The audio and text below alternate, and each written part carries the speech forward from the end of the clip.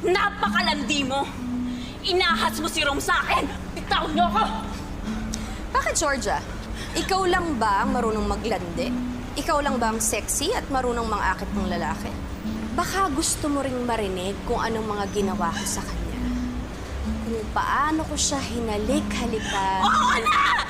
Tama na! Nakuha mo na sa akin si Rom na isang gabi, pero isang gabi lang yun, Emma! Isang gabi lang yun! Sigurado ka? Isang gabi na pwedeng magbago sa lahat. Hindi ako papayag. Akin lang si Rom. Akin lang siya. Alam mo, Georgia, ang tagal kong pinangarap makita ang eksena na to.